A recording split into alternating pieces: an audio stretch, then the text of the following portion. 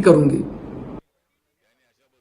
वहीं मुंबई में बीजेपी के वसंत स्मृति दफ्तर में मुंबई के लीडरों की अहम मीटिंग मुनक्किद की गई। मुंबई में आइंदा इंतखाबात और शिवसेना से नाराज शिवसेना के काउंसलर्स के हवाले से हिकमत अमली मुरतब की गई। इसके साथ साथ बीजेपी हुकूमत साजी को लेकर बेहद खामोशी से इत्तेहादियों को एकजुट कर रही है। बीजेपी लीडर और महाराष्ट्र के साबिक वज़ीर-ए-आला देवेंद्र फडणवीस और आरपीआई सदर रामदास अठावले के दरमियान मीटिंग जारी है। ये मीटिंग मुंबई में वाक़े देवेंद्र फडणवीस की रिहाइशगाह पर हो रही है।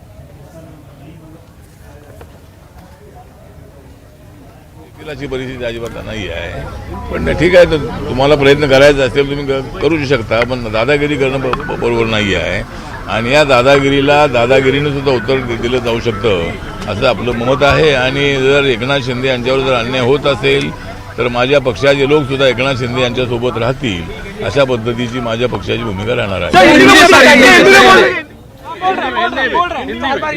माननीय देवेंद्र फडणवीस जी जो विरोधी पक्ष नेता भी है और माजी मुख्यमंत्री भी है, उनके साथ मैंने बात की है और उन्होंने बताया है कि मतलब जो शिवसेना में जो अंतर्गत झगड़ा है उससे हमारा कोई संबंध नहीं है और एकनाथ शिंदे जी और उद्धव ठाकरे के बीच में जो विवाद है वो निपटा है, उससे हमारा कोई संबंध नहीं है और हमें कोई हम वेट एंड वॉच पर हम लोग हैं, हमें कोई घाई नहीं है और सरकार बनाने के संबंध में हमने अभी कोई सोचा था नहीं है।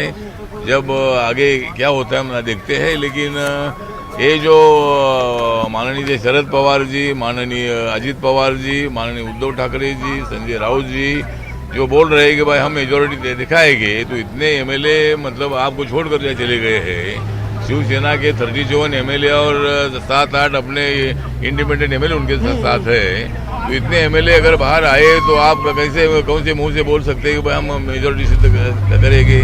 तो ठीक बात है, हाउस में अगर देखना है तो हाउस में देख सकते हैं, लेकिन 16 जो एमएलए उनको सस्पेंड करने का कोई अधिकार डिप्टी स्पीकर को तो बिल्कुल नहीं है और ऐसा अगर होता है तो ये अन्यायकारक भूमिका होगी।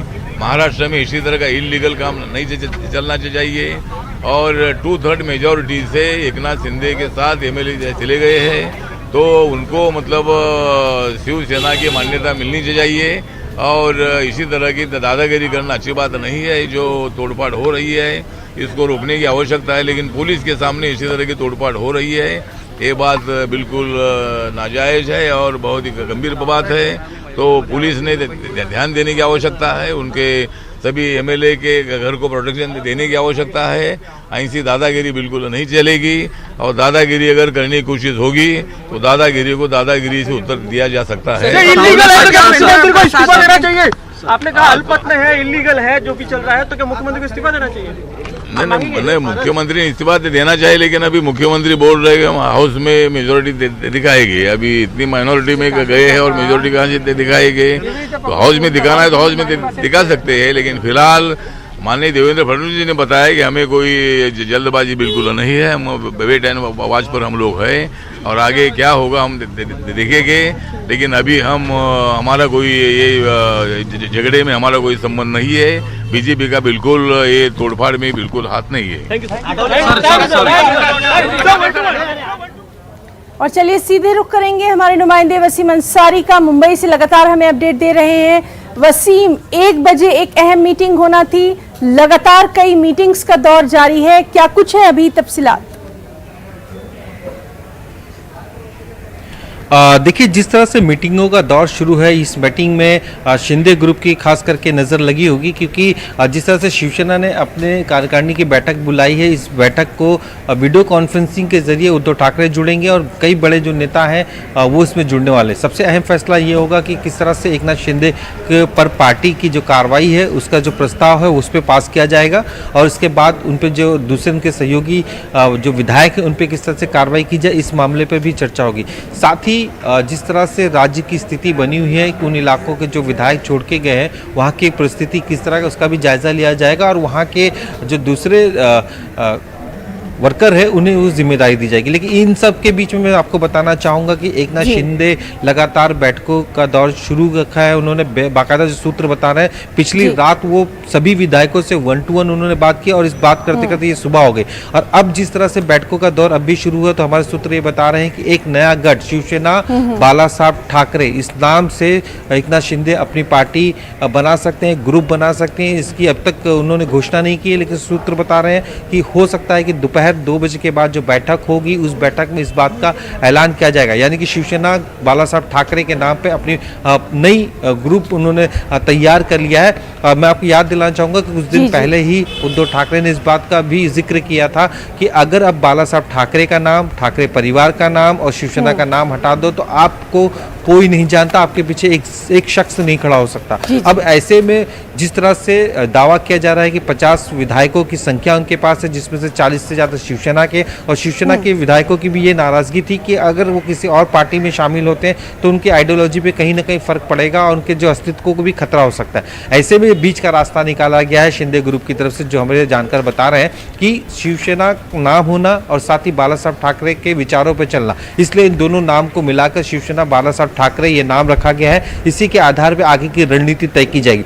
जहां तक स्पीकर्स को लेकर जो नोटिस का सवाल है उस पर उनकी प्रतिक्रिया भी साफ तौर पर देखिए, जो लीगल टीम है वो बाकायदा अभी होटल में बैठी हुई है और इस बात पर चर्चा करी। पहली तो ये लीगल टीम जो जानकारी दे रही है इसके अनुसार जो एक विधानसभा के उपाध्यक्ष को इतना हक नहीं है कि किसी भी तरीके से कोई कार्रवाई कर सके, लेकिन दोनों ही दल की शिकायतों के बाद उन्हें नोटिस देकर दोनों की बातें सुनने का उन पर हक है और किसी तरह का प्रस्ताव अगर कोई आता है तो स्वीकार करना, नहीं स्वीकार करना, ये उनका हक है। तो ऐसी जो कानूनी नीतियां हैं उसे लेकर कहीं ना कहीं शिंदे ग्रुप अब भी एक्टिव है और इन सब बातों पर लगा जितनी भी जानकारी हो सके वो जुटाने की कोशिश कर रही है, ताकि जब लीगली उन्हें लड़ना पड़े तो किसी तरह का कोई प्रॉब्लम ना हो।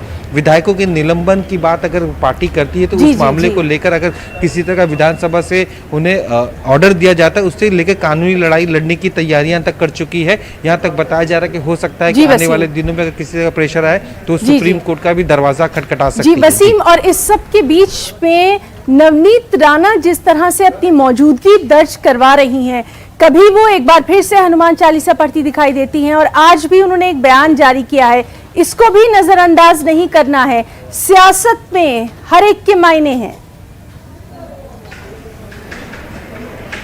जी जरूर, सियासत में हर किसी के मायने हैं क्योंकि बढ़ती ताकत जिस तरह से बीजेपी की है और ऐसे में नवनीत राणा और रवि राणा जो उनके एमएलए हैं, उनके पति, वो ये नवनीत राणा सांसद है, लेकिन एक वोट कहीं ना कहीं एमएलसी में बाकायदा रवि राणा का भी गया था। रवि राणा लगातार बीजेपी के नेताओं के संपर्क में है। आज दोपहर के बाद वो खुद देवेंद्र फडणवीस से भी मिलने जाने वाले हैं।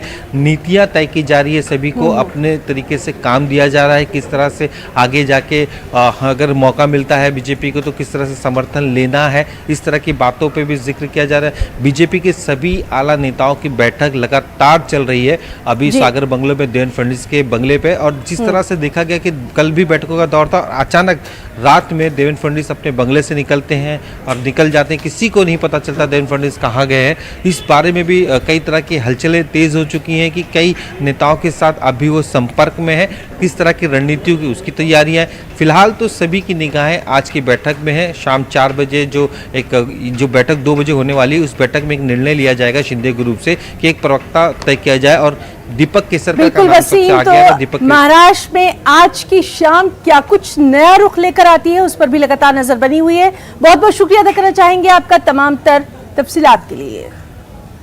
रुकना चाहेंगे एक छोटी सी ब्रेक के लिए, जल्द वापस होंगे।